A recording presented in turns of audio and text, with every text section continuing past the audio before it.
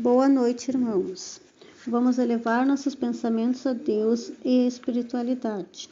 Que possamos ser iluminados neste momento com muita luz e que sejamos esclarecidos ao entendimento do Evangelho de hoje, que é do capítulo 11, Amar ao próximo como a si mesmo, os itens 14 e 15. A caridade para com os criminosos. A verdadeira caridade é um dos mais sublimes ensinamentos que Deus deu ao mundo. Deve existir entre os verdadeiros discípulos de sua doutrina uma fraternidade completa. Deveis amar os infelizes, os criminosos, as criaturas de Deus, às quais o perdão e a misericórdia serão concedidos, e se arrependerem como a vós mesmos pelas faltas que cometeis contra sua lei. Pensai que sois mais repreensíveis, mais culpados que aqueles aos quais recusais o perdão e a comiseração, porque frequentemente eles não conhecem Deus como o conheceis, e lhes será pedido menos que vós. Não julgueis, não julgueis, meus caros amigos, porque o julgamento que fizerdes vos será aplicado mais severamente ainda. E tendes necessidade de indulgência para os pecadores que cometeis sem cessar. Não sabeis que há muitas ações que são crimes aos olhos de Deus de pureza e que o mundo não considera sequer como faltas leves? A verdadeira caridade não consiste somente na esmola que dais, nem mesmo nas palavras de consolação com as quais podei acompanhá-la. Não é só isso que Deus exige de vós. A caridade sublime, ensinada por Jesus, consiste também na benevolência concedida, sempre e em todas as coisas, ao vosso próximo. Podeis ainda exercitar essa sublime virtude sobre muitos seres que não precisam de esmolas e que palavras de amor, de consolação e de encorajamento conduzirão ao Senhor. Os tempos estão próximos, digo ainda, em que a fraternidade reinará nesse globo. A lei do Cristo é a que regerá os homens, e só ela será o freio e a esperança, e conduzirá as almas às moradas bem-aventuradas. Amai-vos, pois, como os filhos de um mesmo Pai. Não façais diferença entre os outros infelizes, porque é Deus quem quer que todos sejam iguais. Portanto, não desprezeis a ninguém. Deus permite que grandes criminosos estejam entre vós, a fim de que vos sirvam de ensinamento.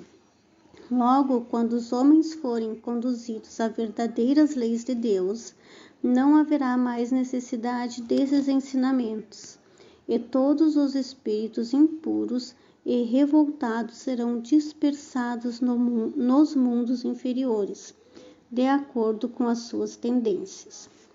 Deveis àqueles de quem falo socorro de vossas preces. É a verdadeira caridade. Não é preciso dizer de um criminoso, é um miserável, é preciso expurgá-lo da terra. A morte que se lhe inflige é muito suave para um ser dessa espécie. Não é assim que deveis falar. Olhai vosso modelo Jesus, que diria ele se visse esse infeliz perto de si? Lamentá-lo-ia, o consideraria como um doente bem miserável e lhe estenderia a mão. Não podeis fazer isso em realidade, mas pelo menos podeis orar por ele, assistir seu espírito durante alguns instantes que devem ainda passar sobre a vossa vida, sobre a vossa terra. O arrependimento pode tocar-lhe o coração. Se orardes com fé, ele é vosso próximo, como o melhor dentre os homens. Sua alma transviada e revoltada foi criada como a vossa, para se aperfeiçoar. Ajudai-o, pois, a sair do lamaçal, e orai por ele. Elizabeth de França, Havre, 1862. Um homem está em perigo de morte. Para salvá-lo é preciso expor a vida, mas sabe-se que esse homem é infeliz e que, se ele escapar, poderá cometer novos crimes. Deve-se, malgrado isso, expor-se para salvá-lo? Esta é uma questão muito grave e que pode se apresentar naturalmente ao espírito. Responderei segundo o meu adiantamento moral, uma vez que se trata de saber e se deve expor a própria vida por um malfeitor. O devotamento é cego, socorre-se o inimigo, deve-se socorrer o inimigo da sociedade, numa palavra, um malfeitor. Credes que é somente a morte que vai se arrancar esse infeliz?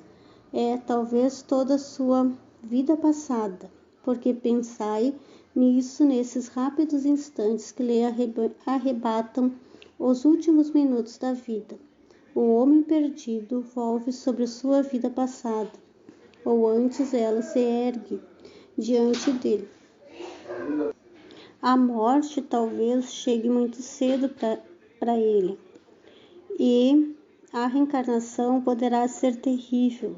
Lançai-vos, pois, homens, vós a quem a ciência espírita esclareceu, lançai-vos, arrancai-o a sua condenação. E então talvez esse homem que morreria vos insultando se atirará em vossos braços.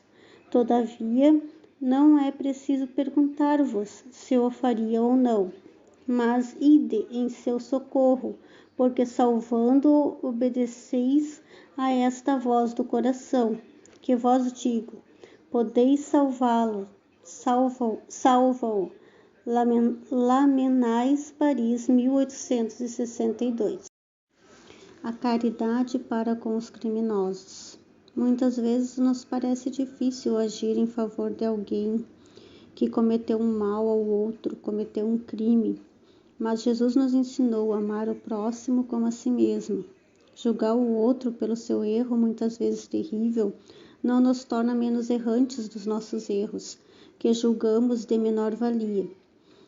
Que ao nos depararmos com uma situação dessas menos aprazível, saibamos não julgar, e sim através de nossas preces auxiliarmos este irmão que possamos que ele possa, através dos arrependimentos dele, encontrar a luz, se disseminar dessa vida de sofrimento, tanto para ele quanto para quem ele fez mal. Diante de todo mal, toda angústia, sejamos a mão que acolhe, que dá conselho.